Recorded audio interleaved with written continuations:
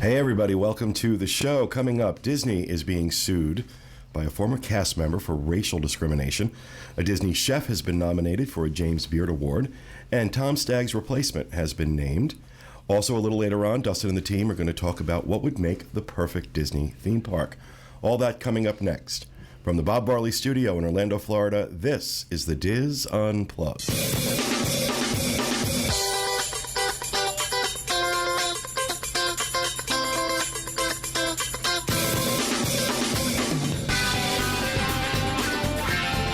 This is the Diz Unplugged, episode 785 for the week of February 24th, 2015. The Diz Unplugged is brought to you by Dreams Unlimited Travel, experts at helping you plan the perfect Disney vacation. Visit them on the web at www.dreamsunlimitedtravel.com. Hello, everyone, and welcome to the show, coming to you live from the Bob Barley Studio in Orlando, Florida. I'm your host, Pete Werner, joined at the table this week by my good friends, the birthday boy, John Magi, Kevin Close, Kathy Whirling, Corey Martin, and back in the production nook, our producer, Dustin West, along with associate producer, Craig Williams, and Rhino Clavin. So, first of all, let's get it out of the way. Happy birthday, Mr. Magi. Thank you very much. Turned 50 years old on Saturday. Did. And an airplane. You know, it pisses me off because there's 10 weeks between, I'm 10 weeks older than John, and I look 10 years older. So, because he's only got a little bit of the gray. Well, just a little bit on the also side. because fat don't crack. But you guys had a great time out in Hawaii. We did. We had a really good time. I like how I got side eyes from Kevin on that. Yeah, we had incredible. It was a great trip. We had a lot of fun. It's still, the hard part is recovering from that flight. That flight is crazy. Brutal. We got home at 6 a.m. on Sunday morning, and by Sunday afternoon, John said to me, I'm not sure if I'm supposed to be awake or asleep or what meal I'm supposed to be having. Yeah, it's a rough flight coming back, but such a great experience. So you did Alani and you did the Pride of America, the Norwegian cruise around the island. So great vacation. Awesome. All the way around. Alani is incredible.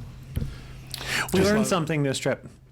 I could stay on Oahu for 2 weeks. Yeah, easily. After the other islands, I've decided that the one I like the best is Oahu. That's exactly what I said too when I came back. Was that, you know what, I was happy to see the other islands. It was great to see the other islands, but Oahu has a little of everything, and I just loved being on Oahu. Nothing against the other islands at all. I mean, they were beautiful, but I really like Oahu. And this cruise was great because there are places I never would have gotten to. Right. I never would have went to the Big Island.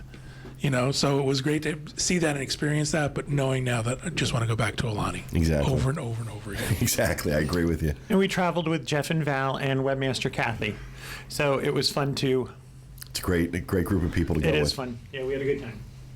All right. So a couple things in housekeeping. First, I just want to clear something up. I've been getting a lot of emails and comments on our videos and on Facebook about the 7 and 7. First of all, I want to thank everybody for the great feedback that we've been getting on it. You guys really enjoyed it, and it made me feel good because we put a lot of effort and a lot of work into it. Mm-hmm. I think some of you may have misinterpreted what I said at the beginning of the 7 and 7 when I said we're not going to do it like this again. It does not mean we're not doing it again. We are. As a matter of fact, I'm planning the next round for to go live June, July timeframe. How we do it is going to change in terms of the pre-production. Doing 7 resorts in 7 days is insane, and I'm getting too old for this crap. So instead what we're going to do is we're going to kind of spread it out on our end in terms of how we, you know, when we go to the hotels, when we shoot, when we do that stuff, we're still going to put it up the way we did this time, every day a different resort.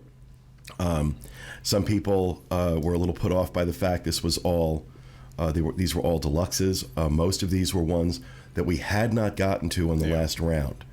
So that's why, you know, these were in there. Plus, it also depends on availability, what rooms I can get. And we're going to call it 7 and 5 or 6 weeks. Right, exactly. So the next round is coming up. It's going to be a mix of moderates, some values. I think there's one or 2 deluxes in there. So it's going to be a little bit more spread out, the next one, in terms of the categories. But we are absolutely doing another round. Again, the plan is, and this may change, but the plan is to put that up live sometime in the June-July timeframe.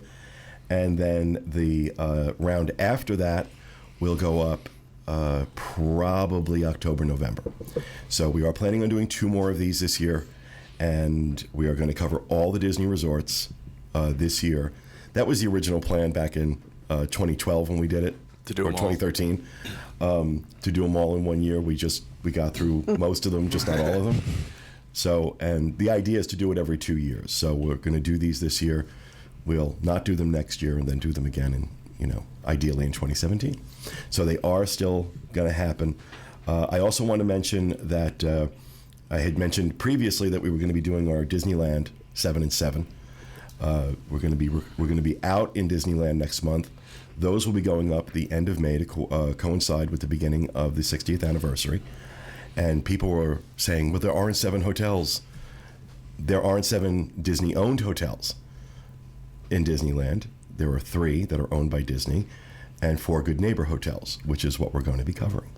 So we're going to be getting a mix of on-site, off-site, but at Disneyland, the difference between on-site and off-site in terms of distance is about 20 feet. Right. So it's a little bit different, but that's going to be coming up. And while we're speaking about Disneyland, I want to remind everybody about the Disneyland edition of the Dis Unplugged. Broadcast live every Sunday, 8 p.m. Pacific, 11 p.m. Eastern on Mixlr, mixlr.com, and goes up onto iTunes on Monday. On this week's Disneyland edition, Michael Bowling's Windows on Main Street series returns in a big way as he has an exclusive chat with Disney legend Raleigh Crump. Plus, cool. Tony Spatel analyzes the 2 major parking areas at the Disneyland Resort and shares his thoughts about which is the most efficient option. Okay, there's a dichotomy of segments. Tony Spatel picks up trash. Michael Bowling interviews Bob Iger. Tony Spatel stalks the parking lots while Michael Bowling interviews Disney legends. Who's giving out those assignments? Also, every Wednesday, 1 p.m. Eastern Time, disunplugged.com, The Trip with Jenny Lynn Knopp and Teresa Eccles.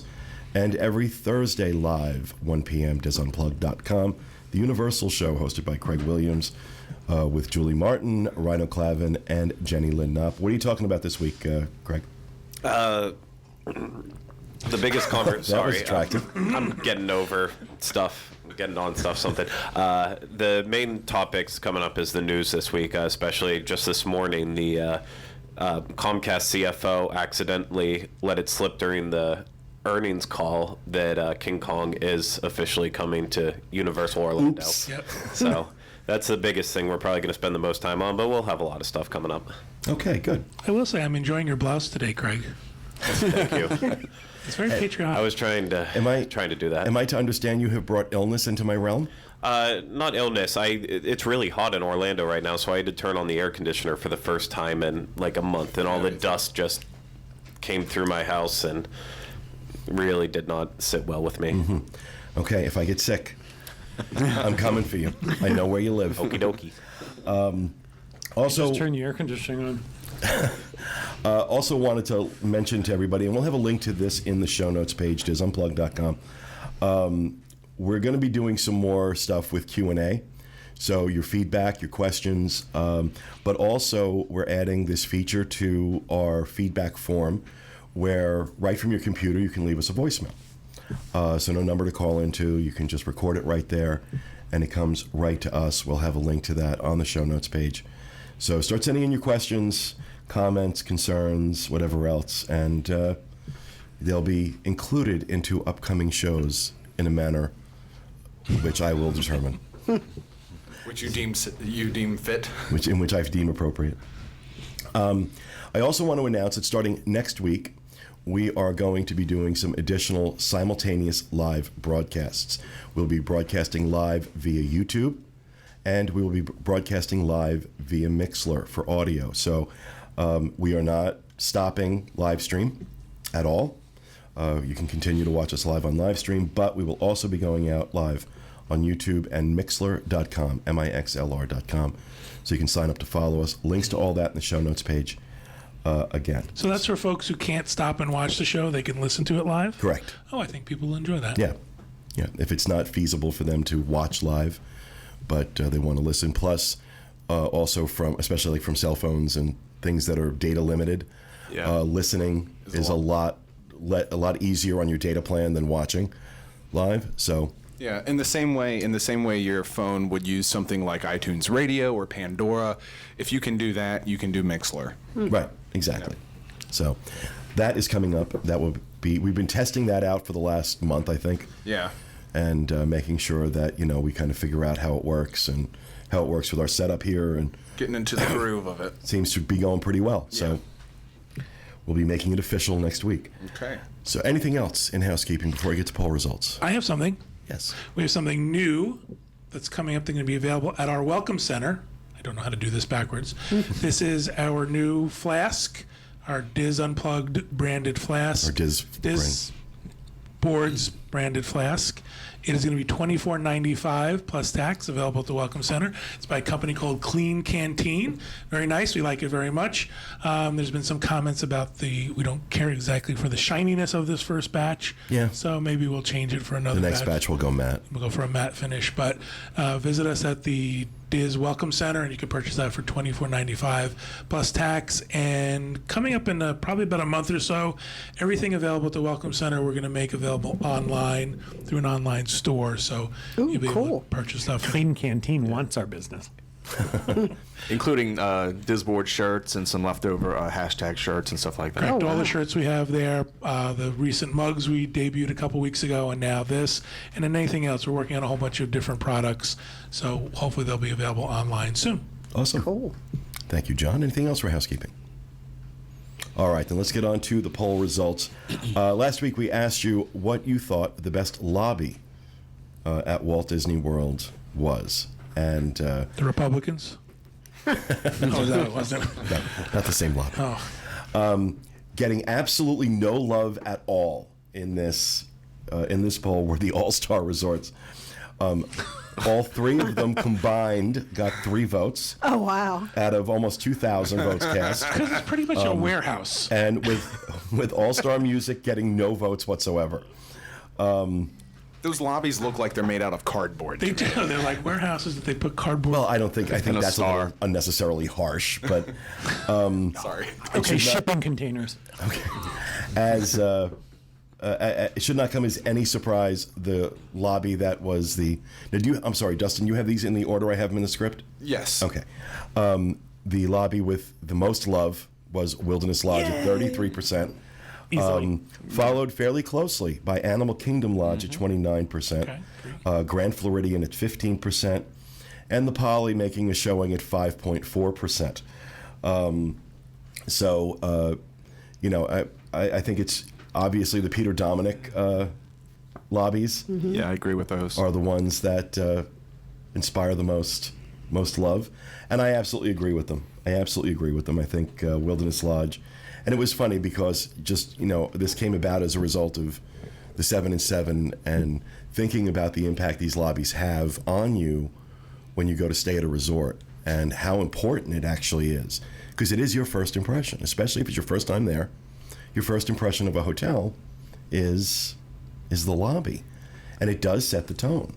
And I started thinking back to other places I've been when I've walked into a hotel where the lobby was not impressive or was kind of dirty or just not well put together, and that really does make an impression. So, it's interesting too that the 2 top vote getters are also 2 of the most popular resorts overall at Walt Disney World: Wilderness Lodge and Animal Kingdom Lodge. I wonder how Pop Century. I was going to just ask that. That's a fun lobby. It is a fun lobby. You know what? I didn't put it in here, but Pop Century I think got about 2% of the vote. It did of the values. Pop Century did the best. I would imagine that. What was interesting though is that it was a tie between Port Orleans Riverside and Fort Wilderness. See, to me, Riverside is bizarre. this grand I think old room. Great lobby. Yeah. Fort Wilderness have lobby? It's a room. Yeah, it's weird. It's a room. I mean, it's really cute, but it's very tiny, and I don't think I've ever seen it. it's really. I was just really surprised by that. Fort Wilderness and Port Orleans Riverside tied. Yeah, when you go into Fort Wilderness, there's that big RV like check-in drive-through thing, and then the building that's attached to that, the little hut That's the lobby. Yeah. That's the That was a lobby. restroom. That's where the ranger lived. I didn't realize that was one. So, as promised, I chose two names at random to win the $50 Disney gift card this week. Heather Humphreys and our good friend Skip Potter came up. So both of you are going to be getting $50 Disney gift cards courtesy of the Diz Unplugged. Congratulations, and thank you both for participating. Thanks to everybody. We also did a poll last week that we'll get to the results in a little while when we started our Disney food fight between Dole Whip and Mickey Bar. We'll have the results of that later. And that'll be coming up in a little bit. And I just want to say Jumbo, Skip. Okay. Thanks for that. That'll do it for housekeeping. We'll move on to the news. All right. Our first news story, I believe, is a punishment for me for going away for 2 weeks. That's why we're having me read it. Former Disney cast members suing Disney for racial discrimination. It was a slow news week. Yeah. A former Walt Disney World employee is suing the company, saying that she was racially discriminated against by white employees who criticized her hair and high heels. Monica Shaw worked as a contract administrator from late 2012 to February 2014 and claims that she followed Disney's dress code, a policy known as the Disney look. She alleges that she asked supervisors why she was being treated differently than coworkers and was given no warning of her termination. She says she was not told, quote, "It is nothing you have," she said she was told, quote, "It is nothing you have done wrong," end quote. Shaw says an executive claims she was not following the dress code, wearing what they called, quote, "spiked pumps," though Shaw says they fell within the guidelines. I'm going to skip that next thing because that didn't make any sense to me. Okay. Marilyn Waters, a company spokeswoman, said, quote, "We have not been formally served with the lawsuit and will respond to the allegations in court once served." Disney's official dress policy states that the Disney look, quote, "is a classic look that is clean, natural, polished, and professional, and avoids cutting-edge trends or extreme styles. Female cast members' hair should be neatly combed and arranged in a classic, easy-to-maintain style. Extreme styles are not permitted." If only cutting-edge trends or extreme styles, that restriction was put on some of the marketing. That would be nice. Which race claims high heels? What's that? Which race claims high heels? She was racially discriminated because she had on high heels? I don't Saying think I that she was saying understand. also that her coworkers who were wearing very similar shoes were not. She had a whole long list of complaints. I missed that. Shaw's job duties were to make copies, answer the phone, and escort guests. In the suit, she also says that her cubicle was smaller than that of white cast members, and she didn't have a printer, though printing was part of her job duties. She says that her white coworkers, quote, asked her if she ate chitlins, made jokes about African bees, and asked her if a roach crawled in her ear when she was absent God. for an ear infection. What? Is that even a racial slur?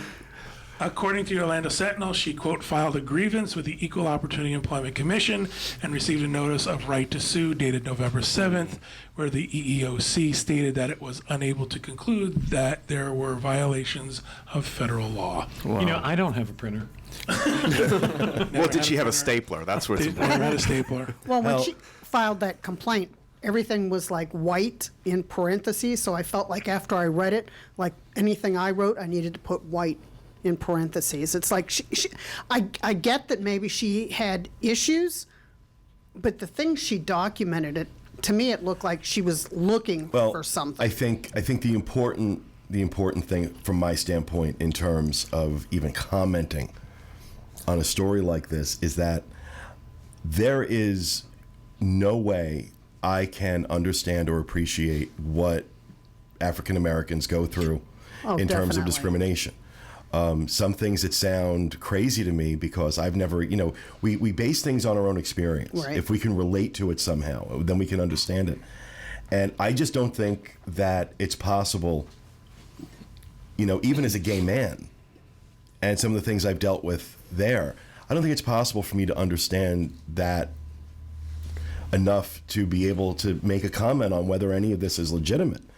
And I think that's the problem. I think a lot of times white people comment on racial discrimination, and they're not doing it from a bad, a negative place per se, but they're basing it on their own experiences, and they can't, because unless you have lived your life as a black person, you can understand what that is really like for people in that community. So I don't know. Do people who make copies get health insurance? Because I think that would be a good job. I could do that. Here's what strikes me as odd. If you are not wearing the appropriate clothes, if you're not looking the Disney look, you get warnings. And you are told what you're doing is not part of the Disney look, and you must change the way you look. And so I find it hard to believe that they just let her go because of her look. Unless there's documentation that says all along that she has been told you're not dressing appropriately, you're not wearing your hair appropriately, because as being someone who worked for Disney, I've seen it happen where they've gone to people. And I was working there when they first initiated the new beard policy, and I was the first person in my area to try to get a beard going, and they were very communicative with me and understanding, but trying to work with me, and did nothing but communicate with me through the whole process. Never once did I feel like I was going to be fired on the spot because of that. Right. I felt like I always had the chance to go home and shave if that really came down to it. She also wasn't a cast member. I don't know if you she was a contract employee, Right. which again falls under a complete different set of rules and guidelines. Still, I don't buy the fact that Disney just said one day, we don't like the way you're dressed. You're going home. I mean, just historically speaking, I think Disney's track record on diversity, and especially in the workplace, it's something they're very focused on. So I think that has to be taken into account. But I'm interested to see where it goes. Yeah. What a judge ends up saying. All right, our second news story. Disney chef nominated for James Beard Award. A spotlight is again on Orlando's culinary scene thanks to several local chefs. The James Beard Foundation on February 18th released the list of semifinalists for the 2015 James Beard Awards, and 4 Central Florida chefs are up for the best chef in the South. The James Beard Awards are considered the Academy Awards of restaurants. Oh, is someone going to wear that John Travolta necklace thing? I'm sorry. Touch your face. Touch my face. I'm pretty sure he got that from Gold by the Inch on a Disney Cruise Line, but I'm not really sure. The James Beard Awards are considered the Academy Awards of restaurants, chefs, and food professionals, and winners are selected from thousands of entries. The local semifinalists include Kathleen Blake from the Rusty Spoon in Orlando, James and Julie Petrakis, the Ravenous Pig in Winter Park. Very popular restaurant. Which we've been to and loved. Scott Hunnell of Victorian Alberts at Disney's Grand Floridian Resort and Spa in Lake Buena Vista. Oh, cool. The 2015 James Beard Awards Gala will be held at the Link Opera of Chicago. Lyric. What did I say? Link. Oh. Tutus. The Lyric Opera of Chicago on Monday, May 4th. This is great, and I think he deserves it. I mean, didn't he just get some other award too? Recently, yeah. Recently got AAA's Diamond. Yeah, it was Something, yeah.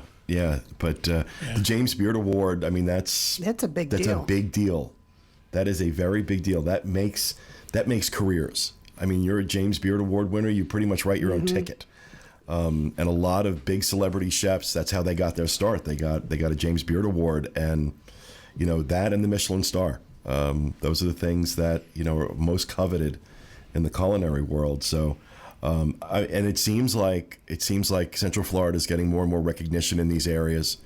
Maybe that was it. Maybe it was the Michelin. He might have gotten a Michelin star. Maybe. But it seems like the Central Florida is getting a lot more recognition in this area than. Have you ever been to the Ravenous Pig? No, I haven't. haven't. It's really good. We have. Rusty Spoon, too. They're both I haven't been to good. the Rusty Spoon yet, but Ravenous Pig is Are very they both good. Winter Park? I think the Rusty Spoon is in downtown on Church Street. Yeah.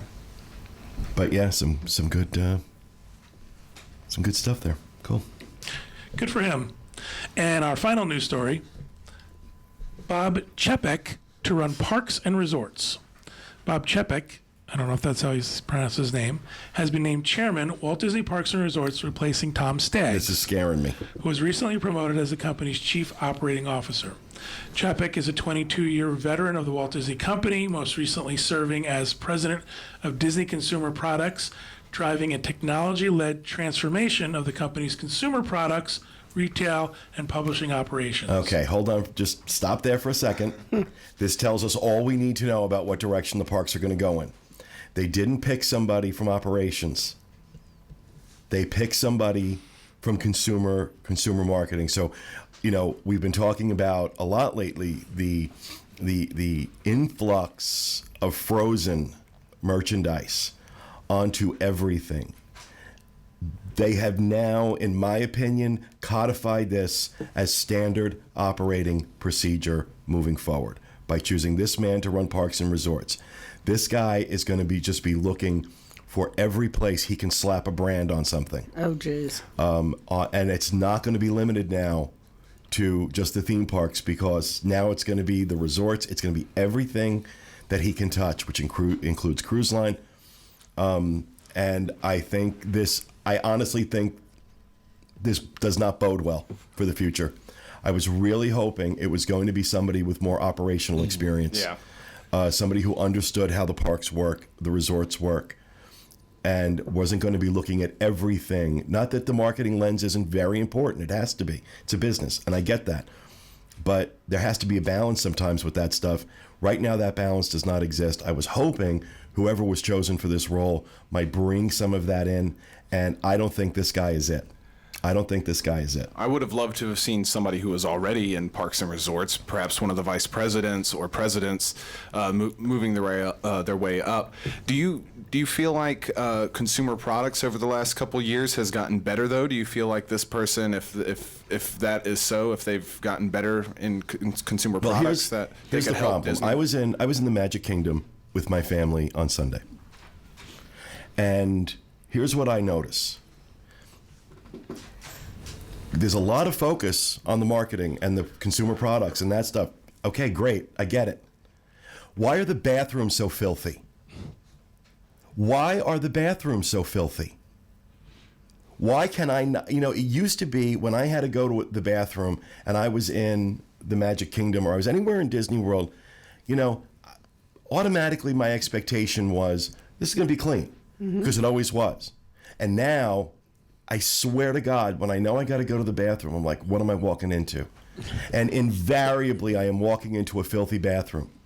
I'm walking into a bathroom that oftentimes looks like what I would expect at a bus station. Why have they let things like this go? Because they got rid of the cleaning lady. Why have they let things like this go? You remember it used to be about the guest experience and about you could eat off the floors in those bathrooms. And the whole experience, all the public spaces were always immaculate. That has gone out the window.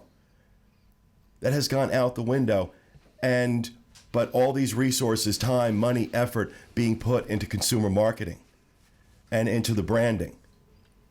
And I'd be more okay with that if these other things that built the legacy, that built the name and built the brand were being paid attention to. But they're not. And let's not kid ourselves. I remember, I forgot when it was, a few months ago, I posted something on Facebook about the bathrooms, and the number of people that responded with, yep, last time I was there, bathrooms were filthy. It's becoming a different experience. They are absolutely getting away from some of the cornerstone things that made the brand great. Especially, I defend the $105 ticket because the market will bear it. That's why it's $105. The market will pay it. But I will not defend obvious, gross negligence like this. Dirty theme parks. If I want a dirty theme park, I'll go to a Six Flags and I'll pay a lot less for the experience. But, and so, like I said, when I saw this, I'm like, guess what? Get used to a lot more dirty bathrooms. Get used to a lot more disinterested and disengaged cast members. Get used to a lot more temporary help. Get used to a lot less focus on the guest experience and a lot more focus on what we can slap Frozen onto or whatever the next big hit's going to be.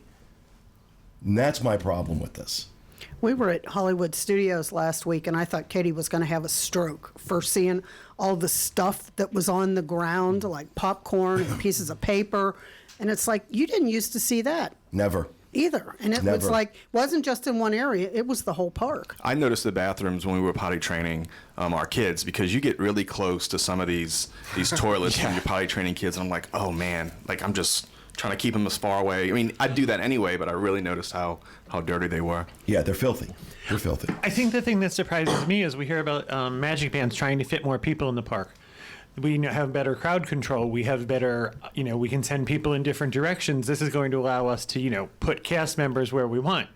Well, unless you have more cast members, things are going to fail. Things are going to suffer because of having more people in the park.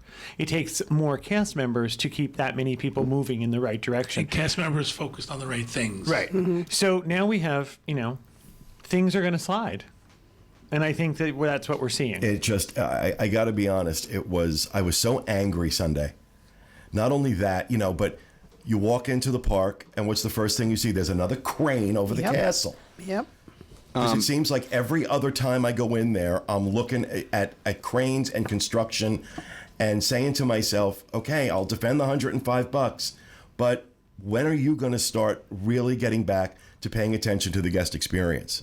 But you know what? You don't even hear them mention that anymore. It used to be, this is what we're trying to do for you, and now they've gotten away from that. They don't care. They don't care about the guest experience. Well, it used to be that any kind of construction or anything was done at night. You never saw any of that.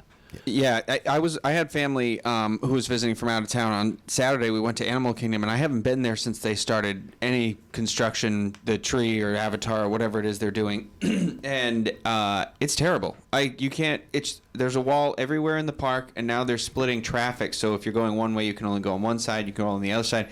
And my aunt didn't understand. She just was really surprised because she's an avid Disney person. They come every 2 years, but I could hear the saws going off every few minutes, and I heard your voice in my head at one point too, because the restrooms, the same thing. Every one I went into, I was just putting my hands in my shirt. Don't want to. So right now that makes 3 out of the 4 theme parks are under construction. The only one that really you can get a somewhat flawless experience out of in terms of walking around in the construction. Wow. And that, I know that when the construction is done, this stuff is going to look great.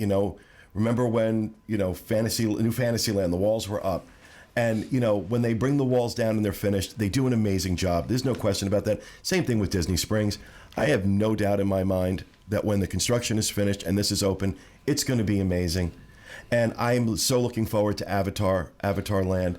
I think the expansion of the hub is going to be really important and help manage crowds a lot better. I'm all for this stuff. I'm just not for all of it at the same time. Exactly. Yeah, exactly. Okay? I'm just not for all of it at the same time. And why is it taking so long to do this stuff? Because these are projects that are in your way. It's not like they're building a building off, back at Epcot. Fantasyland was, right? Right. Fantasyland was out of the way. Exactly. And at Epcot, with the new building for Frozen, that's in the background. It's not going to block your experience, whereas all these other projects are really blocking the guest experience. Animal Kingdom is just, you can't see the tree anywhere except for one spot, and it was just I couldn't believe how much is going on at once there. It's basically why go? And she had a one park one day ticket, and I was like, sad. Don't waste the money. Yeah, so the new song that Disney will be releasing is "When You Wish Upon a Crane." Yep. So, good on them. All right. I don't think I have anything left to say. I think it's all been said. That'll do it for the news. All right. There is one other thing I just want to bring up real quick. For those who watch the Oscars this Sunday, it was quite a big surprise that Big Hero 6 took Best Animated Feature, because How to Train Your Dragon 2 was the one that was winning everything in the run-up to the Oscars. So it was kind of assumed that they were going to take that, especially because Jeffrey Katzenberg was spending so much money and putting so much effort into the campaign for it to win. It was fun to watch how excited they were. They were really excited because they weren't expecting to win. It also won Best. Walt Disney Studios also won for Best Animated Short for the animated short Feast. Now this is the second year in a row Walt Disney Animation has won the Oscar for Best Animated Feature. Last year, of course, it was Frozen, and it makes me wonder: are we coming into the next golden age of animation from Disney, not from Pixar? Even though Disney owns Pixar, I consider them still two very different things. And it seems like something new and exciting is starting to happen. I feel like not only starting with Frozen, but Tangled before it, Tangled, Frozen, and Big Hero 6 are the closest thing that Disney has done in a long time to what Pixar is able to do, which is create not only these gorgeous looking films, but something with real emotion and real humor and real story. I was just going to say the difference is the storytelling. Right. Yeah. Even back further, I even think Lilo and Stitch did it. Right. Lilo and Stitch was something that looked like nothing else that Disney had done. But that it was was kind of just lost That in was the middle the end. of Yeah, other stuff. that was like the beginning of the dark period in terms for Disney animation, and they kind of gutted it, and now they're bringing it back again. And I got to be honest, it's very exciting. I still haven't seen Big Hero 6. I got to see it. It comes out today. Yep. Right, the 24th. Yeah. I have to tell you, Oh this no, is, I've had it available on No, iTunes on for a while. DVD. Oh, okay. Blu-ray. We saw it on the ship. And I think besides being an enjoyable movie, I went in with no expectations. I thought Big Hero 6 was like the Avengers. I thought it was 6 people. Not only did I enjoy the movie and find that there was humor in it for every age, we sat in a theater on the ship, 4 or 5 adults, and the theater was filled with kids. And I enjoyed the movie more because of their level of enjoyment. Wow. Their laughter and their involvement made it an even better movie. So I was really excited by that because I sitting there watching the Oscars and figuring it was going to be How to Train Your Dragon, and I'm definitely pro Disney in that battle between Disney and DreamWorks. There's a lot of bad blood there with Jeffrey Katzenberg, but I was so excited when Big Hero 6 won. It was really out of left field because I loved Big Hero 6. I think it is of the new renaissance that's happening over again. Going Tangled, Winnie the Pooh, Wreck-It Ralph, Frozen, blah, blah, blah. Big Hero 6 is my favorite of all of them, but How to Train Your Dragon 2 was also an incredible movie. The only thing that I don't understand about that franchise is that they get Irish actors like Craig Ferguson and Gerard Butler to do the voices of adults, but then they have normal Americans and Canadians doing the voices of all the kids, so it doesn't really line up. That's the kind of oversights that DreamWorks always puts into their movies that just don't quite make sense. And that's why I think Big Hero 6 beat it in the long run, is because of little things like that. Like how Shrek is Scottish, but Donkey is clearly not Scottish. Exactly. Just little things. DreamWorks always doesn't think about that.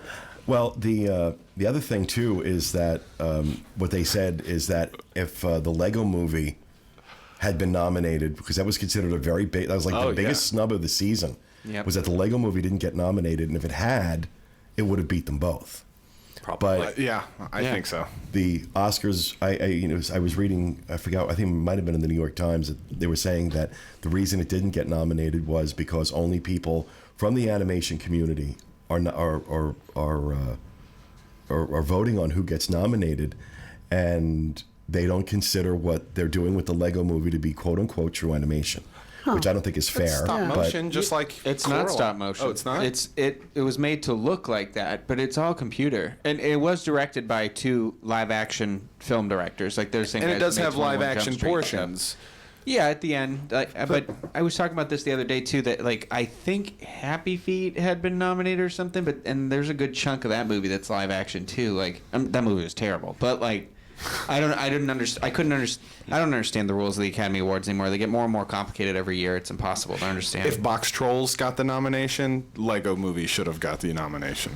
Well, I think that was politics, but nonetheless, in a head-to-head matchup with How to Train Your Dragon, which, like I said, was winning a lot of awards, Big Hero 6 won, and I'm really hoping that we are watching as Craig said, a renaissance or a new golden age of Disney animation, because the last one was so phenomenal. Where, brought us The Little Mermaid, Aladdin, Beauty and the Beast, The Lion King. So I really hope that's what we're coming into here. So, all right. With that, we are going to move on, and we're going to talk about the results of our Disney Food Fight series from last week. We asked the question, which do you prefer? A Mickey bar or a Dole Whip? John and Kevin, you weren't here last week. Which do you prefer? Oh, comparing these two, Diabetic, I don't need either one. comparing these two things, definitely the Mickey bar. Mickey bar. I hate the Dole Whip. I think the Mickey bar is gag. better, but I voiced this opinion in the past. I think the Mickey bar tastes better because you're eating it in Walt Disney World. Right. I could give you a Nestle's Crunch bar and it would be good. Yeah. If you're walking down Main Street eating it. Well, 2,100 responses, almost 2,100 responses, and there was a clear winner, and it was Dole Whip, 60% to 40%. Okay, good. I'm Team Mickey bar, Team Dole Whip. alive. But I was I thought it was interesting how much interest it generated. Now these polls that we do with the Disney Food Fight, and we're going to be doing more of them. These are going to remain up. These are not closed, so people can continue to vote. And we're eventually going to have a section of the site dedicated to nothing but Disney Food Fight, and we're going to have another one next week. So with that, we will move on to Rapid Fire, and we will start with you, birthday boy. All right. Mine is that Disney's booking offer for Alani has been extended until April 30th, 2015. You can save up to 30% on an Alani vacation for most nights, April 6th through June 15th, 2015. Here's the deal. If you have not been to Alani, you must go. You have to go. Mortgage your house, sell your children. This is the vacation you have to take. Or sell your house and mortgage your children. I mean, you can do it either way. You can mortgage your children. No one told me you could do that. This is an incredible, incredible vacation. I don't care if you think that you're going to lose out on a park vacation. It has everything has the same level of engagement as you would going to a theme park. You have an entire island at your disposal. It is the best Disney resort in the world really is. that I've been to anyway. Yep. It is the best Disney resort I've ever experienced, and it's not even close. We talked earlier about what happened to cleanliness, what happened to service, what happened to. They're all alive, well, and living on They Oahu. moved to Hawaii. You're right. At Alani, and it's that same, and because they have to do it there because there's no theme park to fall back on. There's no, the cheese stands alone out in Alani. There's nothing else Disney out there to drive traffic. They have to hold their own against the JW Marriott, the Ritz Carlton. 5-star true luxury accommodation. I have to tell you something. And they I do. haven't been excited. We used to come to Disney World all the time. We've talked about this before, and we used to plot and plan how we were going to come back to Disney World. We just traveled with some friends, and we've all decided this has to become a yearly event. I know. I'm trying to figure out when I'm going back. I've been trying to figure out, timing-wise, when I can get back out to Alani. Because Okay, we were there in February, and we found the water a little chilly. Right. We thought we were going to go a little bit later next year, but other than that, you must go. Write to me, John at dreamsunlimitedtravel.com, and we'll see about getting you to a trip to Alani. Awesome. Kevin? I have some interesting news. Royal Caribbean has announced their third Oasis-class ship, the Harmony of the Seas. I was surprised by this. I was too. I was surprised with the Quantum and the Anthem being so new that they've already announced another new ship. Right. And it's going to be the Oasis class, which we love, and it's going to be the Harmony of the Seas, and it will be released, it will set sail, what's the right word, April 16th. Can you put that- April 2016. Can you put that graphic back up? Looks like you've got 2 water slides. Oh, yeah. So they're Disney. They are. So there's no zip line on this? I have been saying it for ages. Royal Caribbean is going after Disney directly. Yes. And that is why, at some point, they're going to have to dock this bad boy somewhere. And they're going to dock it at Port Canaveral. It's why they built that big terminal. I actually think we're going to get the Oasis. You think we're going to get the Oasis? We're going to get one of them. I think this will be in a bigger port. I think this will be Miami or Fort Lauderdale, a busier port. And I think the Oasis, I think they're going to send the Freedom someplace else. That's my opinion. That's a guess. Could be. But that, I agree. They're going head-to-head with Disney on all aspects. They partnered with DreamWorks. You want to see them How to Train Your Lizard 2 things? You can find them there, Craig. I have another rumor that I just heard this morning. I understand that Steven Spielberg has suggested that if Chris Pratt will reboot the Raiders of the Lost Ark franchise, he'll direct. Oh, wow. Well, okay. That's something I read online, so I don't know if it's true or not. No, Chris Pratt addressed it on Sunday as well, and he was just saying that nothing was official. He would love the idea. It would be a big responsibility, but he would be into it. So, it's, Dustin, what's happening? Stop ruining my childhood. Stop. You can't do it with Harrison Ford again. It's Raiders of the, assisted living home. Raiders of the Lost Walker. I mean, we love Harrison Ford, but the last time he was in that movie and they knocked him over in the refrigerator, all I worried about was, is Harrison Ford okay? Are his hips okay? If you haven't heard, there's a great bit that Patton Oswalt does about him, if he had a time machine and he could meet George Lucas, and what he would say to him about making the prequels. You can try to look it up online. The same applies for this. Stop messing with Indiana Jones. Well, Big Bang Theory said, I watch these in order because I want to let George Lucas disappoint me in the order in which he chooses. All right, thank you, Kevin. Kathy? Animal Kingdom's Backstage Safari is going away at the end of the month. And starting March 1st, they're coming out with Backstage Tales. It's going to be behind-the-scenes tales and tales. And they're going to... I'm assuming that's Tales and yes. Tails. Yes, okay. They're going to tell you stories, and you're going to get to see animal tales. The price is going from... And the tagline's going to be, come get some tail at Animal Kingdom, right? Yes, and the price used to be $76.68. It's now going up to $90. Jeez. You're going to get to see the innovative ways that they're doing conservation, animal nutrition.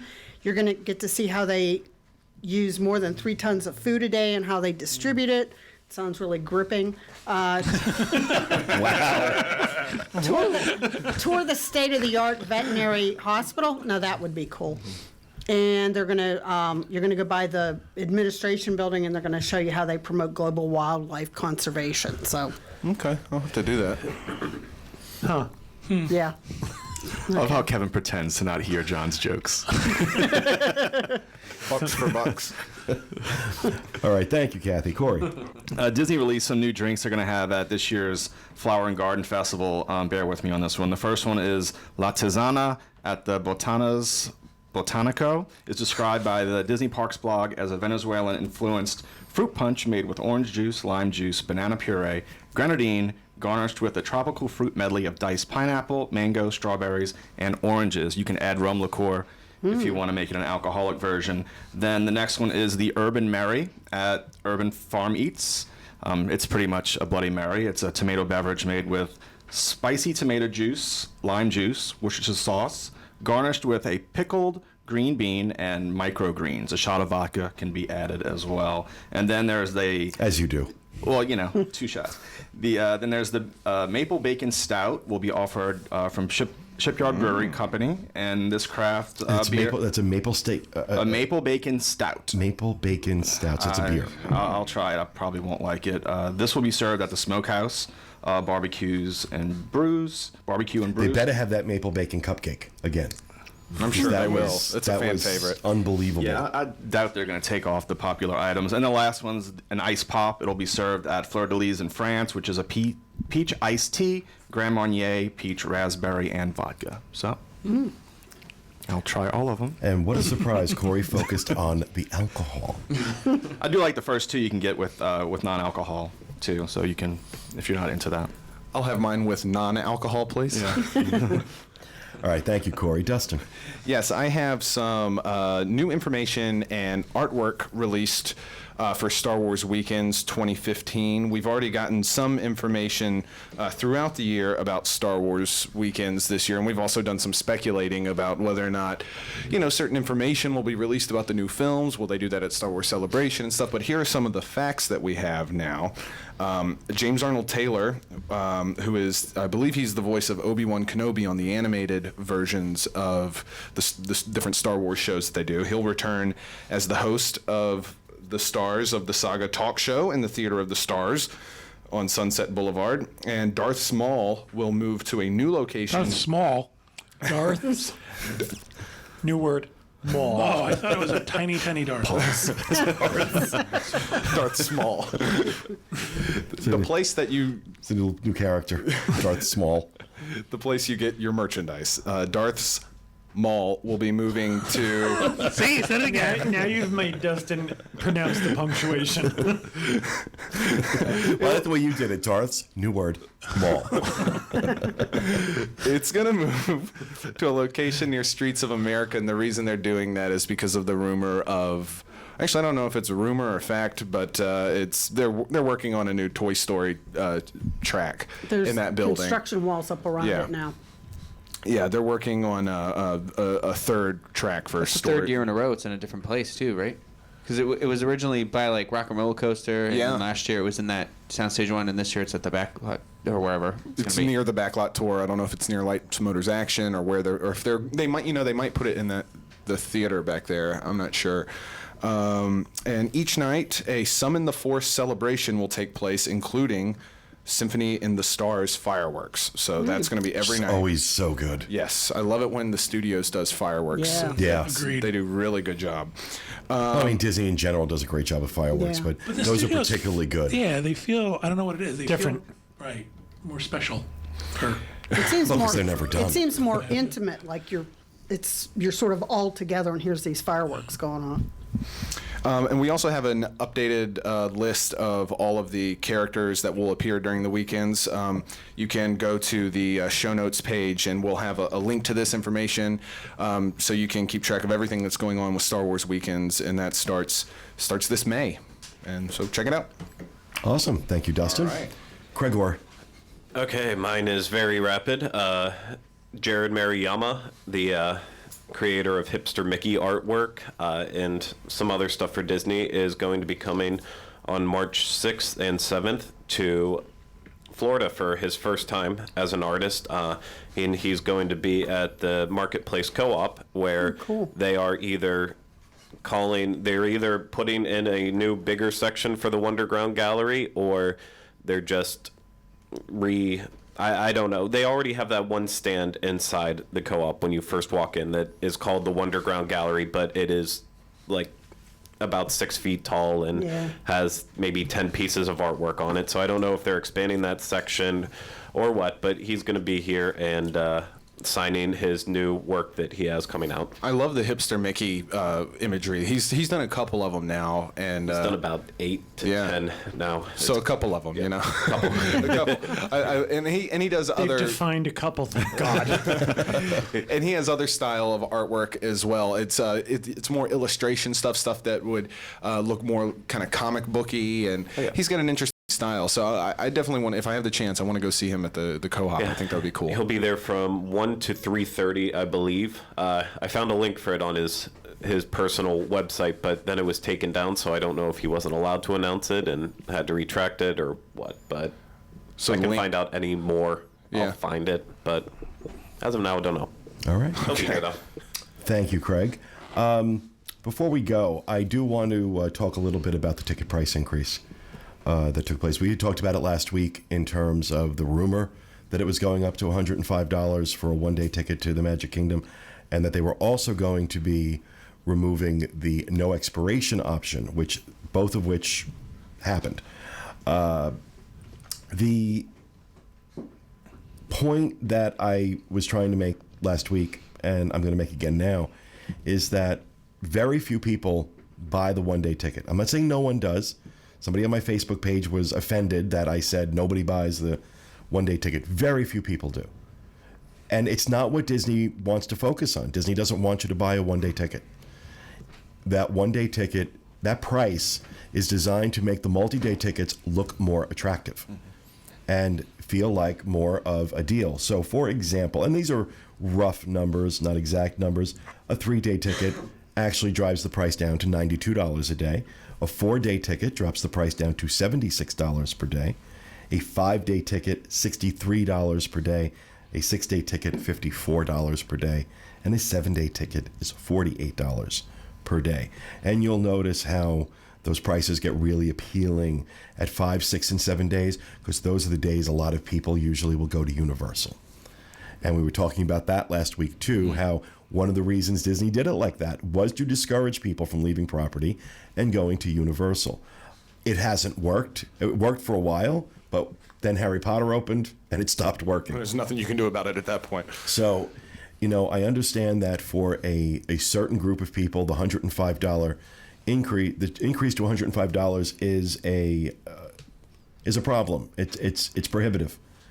But again, Disney is looking at the larger audience, and that audience buys multi-day tickets. They buy annual passes, and honestly, for me, I look at the cost of my annual pass and the number of times I go into the park, and it costs me about like $10 a day, $20 a day. Oh, no, For you, mine, they lose money. Yes, they lose hundreds of dollars on me by the time you figure in parking. So I can't complain when they raise the price on an annual pass. I also look at it, if you compare this to a sports ticket, to a sporting event or a Broadway show, it's actually less expensive. In terms of the entertainment value that you get. The entertainment from that. possibilities. Exactly. My biggest issue is doing away with the no expiration option.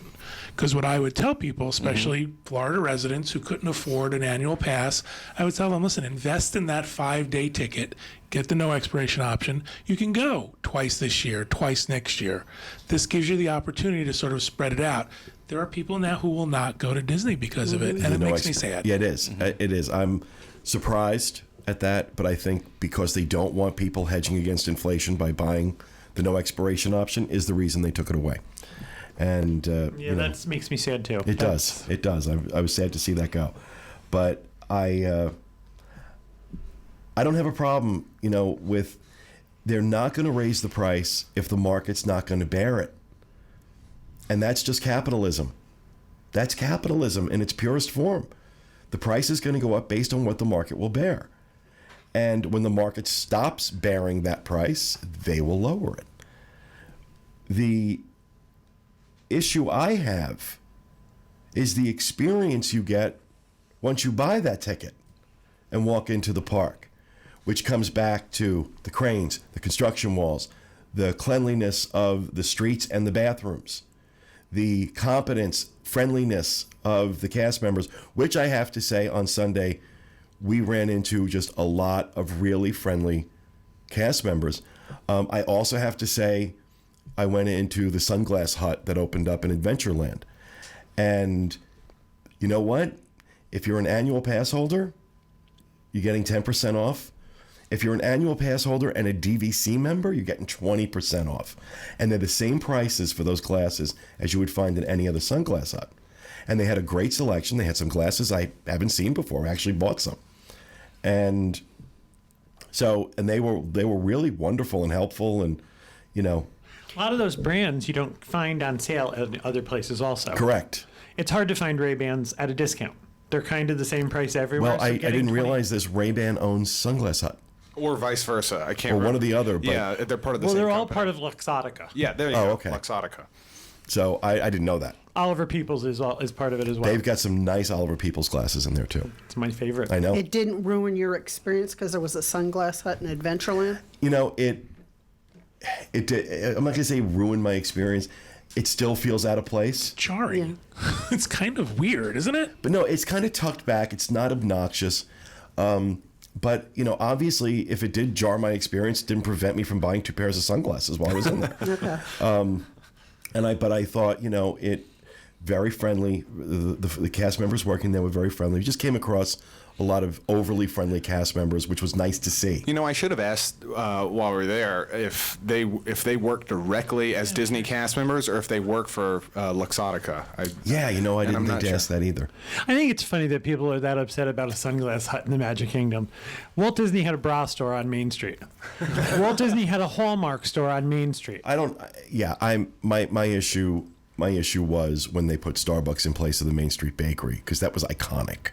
The whatever was there before, which was that surf shop, hardly considered iconic. It's when they're knocking down Paradise and putting up a parking lot. But this is age old. This is from the beginning of the parks. Right. This No, is not I mean, a new thing. It's not like all of a sudden there was a decided to lot put of retail in the parks. It's always been there. The original, Disneyland had nothing but outside retail venues up until a few years ago.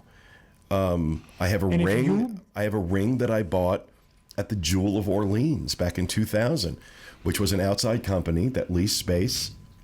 I'd been there for many years. It was all estate jewelry. Didn't Julie buy jewelry there too? Jewelry. I remember her buying a really pretty piece.